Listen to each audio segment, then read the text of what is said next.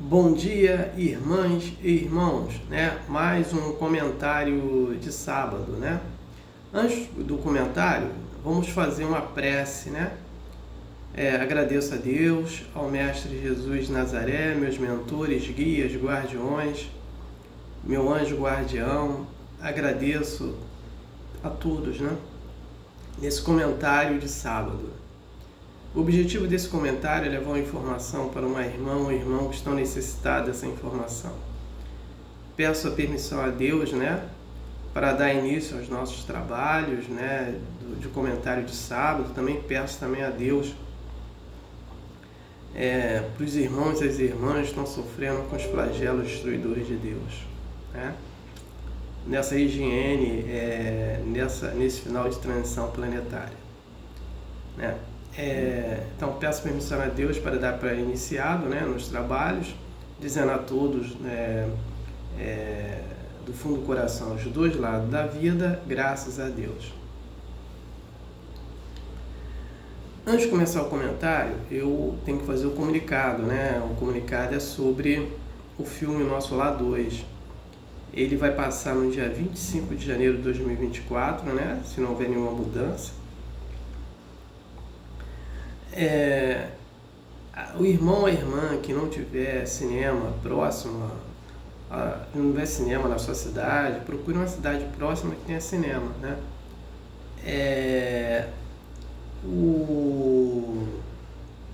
Nos shoppings tem cinemas, né? Geralmente tem cinemas, né? Então, se tiver um shopping na sua cidade, procure saber se tem cinema e vá ao cinema. O filme Nosso Lar 2, Nosso Lar 1 levou milhões de pessoas aos cinemas. Eu imagino que o filme Nosso Lar 2 também levará. A narrativa do filme Nosso Lar 2 é do mundo espiritual, umbral, né, e de um espírito de uma moça que não aceita a sua morte, né? E aí os mensageiros vêm fazer o resgate dessa moça. Uma outra observação é o seguinte, é que o filme Nosso Lar 2, a narrativa dele não é do livro Nosso Lar, e sim desse livro aqui, Os Mensageiros, né? Então, vá ao cinema.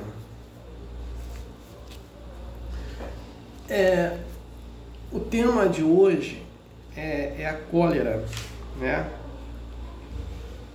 A cólera no capítulo, nesse livro aqui, ó, o Evangelho segundo o Espiritismo, do Allan Kardec, ele fala a cólera no capítulo 9, né? Bem-aventurados, brandos e pacíficos, né? Então, para as irmãs e os irmãos, né, que estão sempre me perguntando, né, onde que pode estudar, né, sobre determinado tema, está aí o tema, o Evangelho segundo o Espiritismo, né? Então a gente tem que estudar, né, e praticar, né? Não adianta só estudar e não praticar o Evangelho. Então, vamos entender aqui a cólera. A cólera é o seguinte, eu vou sair narrando sobre um espírito. Quando ele estava encarnado, ele era espírita. E aí, ele tinha consciência dos fatos, mas não conseguia controlar sua cólera. Então, quando ele chegava em casa, se ele, com a família, né, com a esposa, os filhos, né, se falasse alguma coisa para ele que não fosse do contexto dele, de entendimento, ele ficava uma cólera dentro de casa. Até mesmo dentro do templo espiritual, algumas pessoas falavam alguma coisa para ele, pronto. Fechava o tempo em cólera. No trabalho era a mesma coisa. Então, se alguém chegasse perto dele, cólera. Então, o que acontece? A cólera, ela provoca doenças na gente, né? Aí o que vai acontecer? nós temos uma data para nascer e uma data para retornar. Se nós causamos fatos na gente que vai diminuir o tempo de retorno, esse tempo é diminuído. Então esse espírito ele vem, né, então ele faz uma psicografia explicando isso, que ele morreu, se não me engano, com 30 e poucos anos, 40 e poucos anos, e que ele tinha mais tempo de vida. Mas aí ele teve um infarto, né, do coração um dia e foi para o mundo espiritual. Então, o que acontece? Nós aqui, espíritos encarnados, nós temos o tempo, né, de ficar e o tempo prorrogado a mais de ficar, né? Esse tempo prorrogado a mais de ficar quando nós estamos praticando causas nobres, né, aqui dentro do planeta, então há uma necessidade de ficar mais tempo. Então, um exemplo, se eu tenho para ficar até 60 anos, vou ficar até 80, 90 ou até 100 anos, dependendo do caso. Né?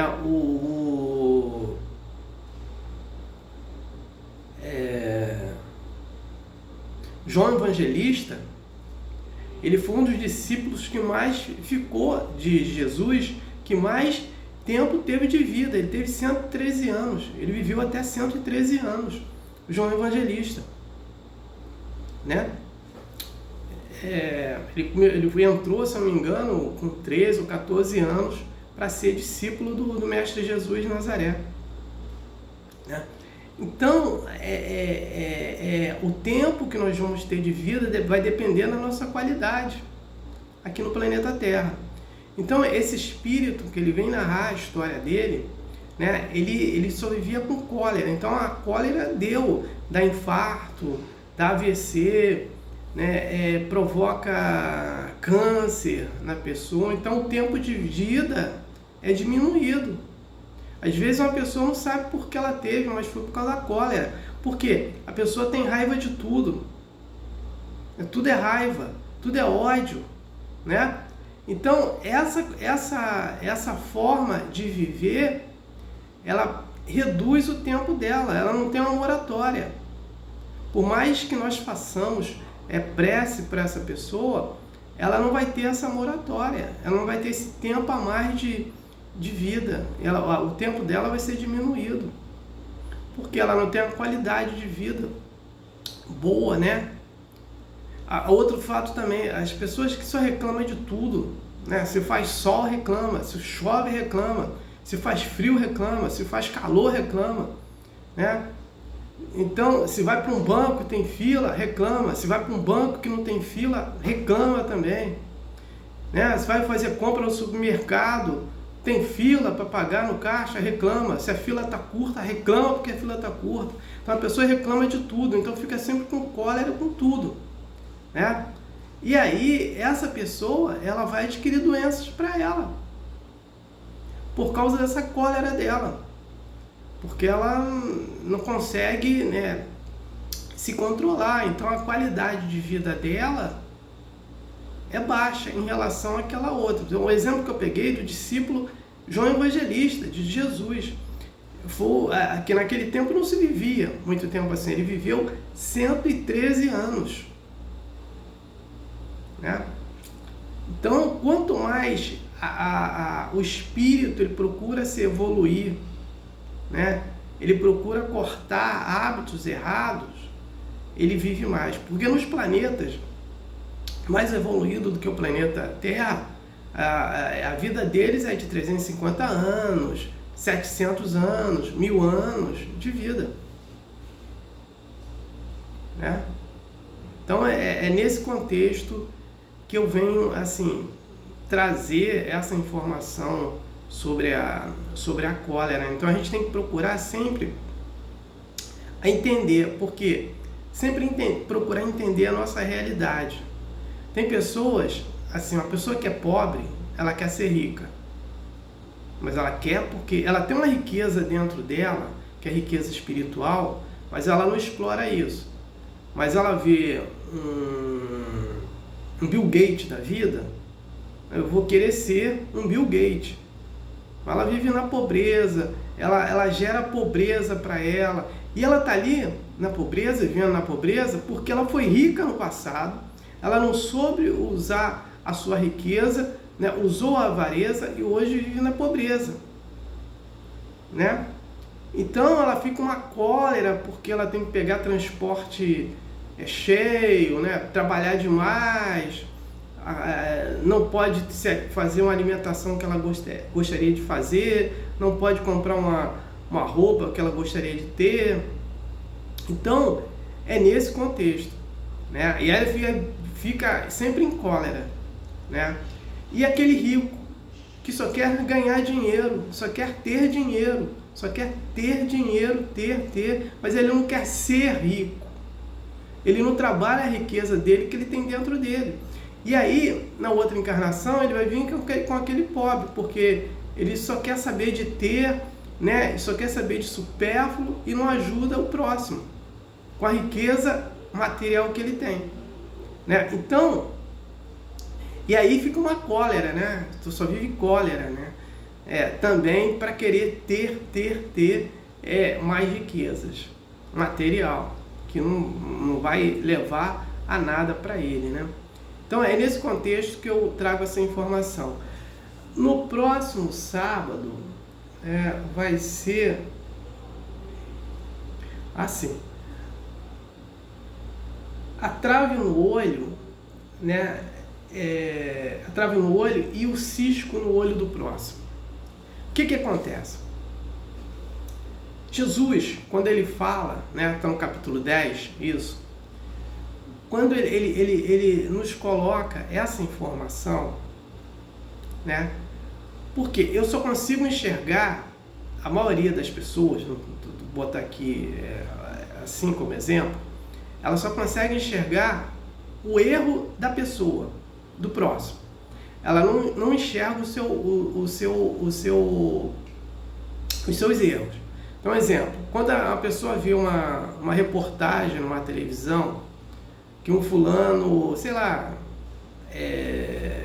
conta a história que ele fez uma coisa errada lá, esse aí tem que ser punido mesmo, ele é um errante, ela não consegue ver os seus erros. Por isso que Jesus, ele coloca a trave nos nossos olhos, que a gente não consegue. Então a gente faz um julgamento, às vezes aquela pessoa não cometeu aquele crime, né? Mas a imprensa fala que foi aquilo, nós já estamos pré-julgando que a pessoa tem que ser presa, tem que ser condenada e pronto, e depois quando vai ver ela não fez nada daquilo. Por quê?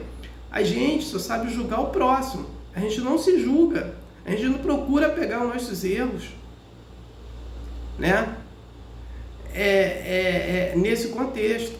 Então, por isso que Jesus, ele nos coloca, né, essa máxima, né, sobre a trave dos nossos olhos, né? Porque Jesus, né, ele faz uma outra colocação. Da mesma forma que eu julgo o próximo, eu serei julgado, né? Uma pessoa que faz maledicência da outra, ela vai ser julgada da mesma forma, né? E depois ela reclama porque eu sou uma pessoa sofredora, mas aí a gente tem que reconhecer isso, ver isso, né? E às vezes o nosso julgamento prejudica uma pessoa. Tem uma história que a Rede Globo colocou, que foi o seguinte, que umas mães falaram que um dono de uma pré-escola abusava dos filhos. Então elas chamaram a imprensa botou aquilo como certo, e na hora que foram ver, era só maledicência dessas mães. O dono faliu, né? Elas levaram um prejuízo para esse dono, né? Porque ele perdeu ele vivia daquilo, né? Da creche.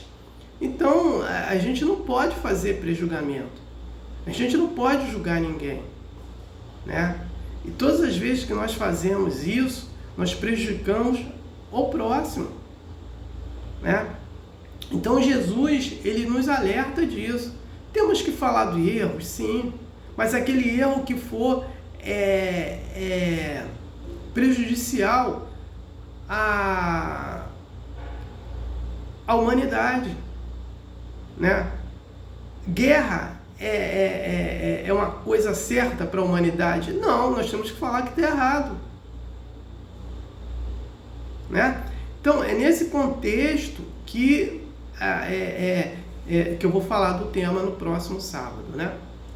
Então, eu não tenho mais nada para falar sobre o tema de hoje. Eu passo para a prece de encerramento. Agradeço a Deus, ao Mestre Jesus de Nazaré, meus mentores, guias, guardiões, meu anjo guardião, né, por mais um